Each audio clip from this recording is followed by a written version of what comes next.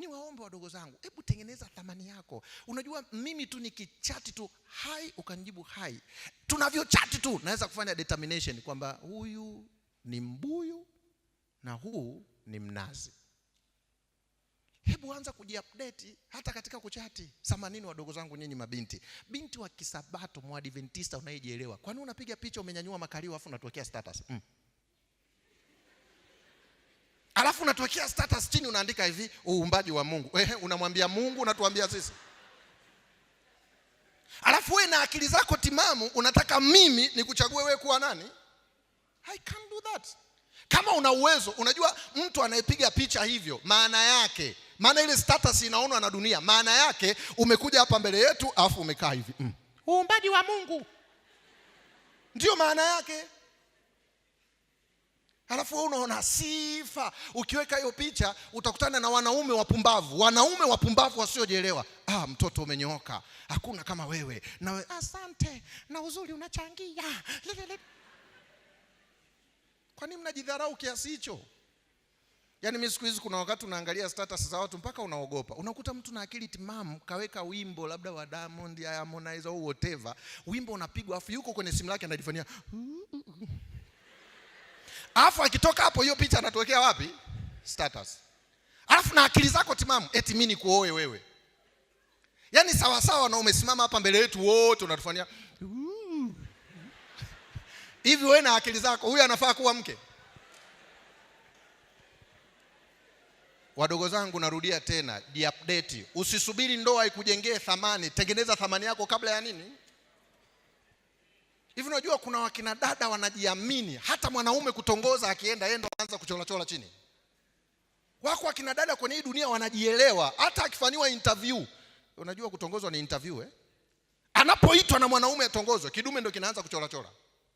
Dada yuko serious na maisha yake, anajua wapi anakwenda, kwa hiyo hata akikaa kakapita. Nimeitikia wito.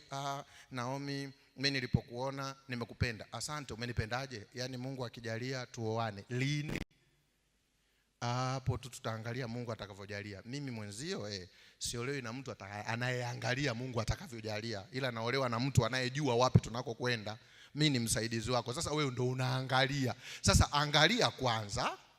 Ukishajua unakokwenda fanya nini? Rudi. Lakini sasa hivi kuna mtu kutongozwa unaona sifa. Na usipotongozwa eti unalalamika. Mimi na nini? Mbona siimbi? Shukuru Mungu. Una thamani ndio maana utongozwi. La mwisho. Tuna hii circumstances wa dada imetokea siku hizi sehemu kubwa sana. Vijana wengi hata wa Kisabato wanasema wataki kuuziwa mzigo kwenye nini? Mmewahi kusikia na nyinyi? Wanataka wajaribu kisha ndo wafanye nini? Swali langu la kwanza ni hili. Adamu alijua hata kama mwanamke ana uke? Wewe, kwani umesema hivyo? Mnisamee jamani. Moshi haujaisha moshi. Adamu wakati anaumbiwa mwanamke hata hakujua kama kuna maumbile ya kike. Aliyekuwa anajua ni designer na manufacturer. Adamu hakuwahi kujua kwamba kuna A+B. Nisikilize binti. Mwanaume anapokuapproach ya kuoa akataka lale na wewe bila kuoa kabla hujaingia kwenye ndoa, kimbia. Alafu shukuru Mungu kakuonyesha huyo ni kenge. Lakini angalieni ninyi mlivyokuwa wajinga. Hata mnaowaomba washauri ni watu wakipuuzi. Eti mwanaume anakutongoza, alafu anakuambia tupige game. Wewe unamwambia atupige game mpaka tuingie kwenye ndoa. Mwanaume alivyo anaanza kukustress.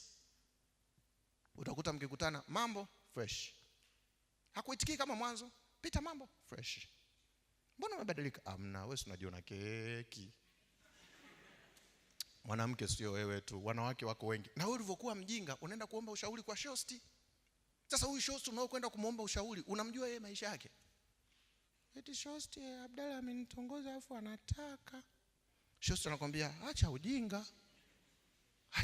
Changamkia. Kwa sababu anakushauri yeye sio single. Nisikilize, mshauri wako namba 1, usiende kutaka ushauri kwa kitu chochote kinachokwenda against na Mungu. Unatakaje ushauri kwa kitu ambacho majibu unayo? Halafu huyo shosti anakuambia acha ujinga, umepewa bure, toa bure. Kwani wokovu huo? Alafu angalia kitu kibaya usichokijua, huyu mwanaume akilala na wewe anakudharau nafuu asingelala na wewe. Sasa angalia walivyo. Aliyehitaji sex kabla ya ndoa, akisha kulala, wewe unajua nimemprotect atanioa, anakuacha. Sasa kipi kibora? Uachwe ujaliwa, uliwe uachwe.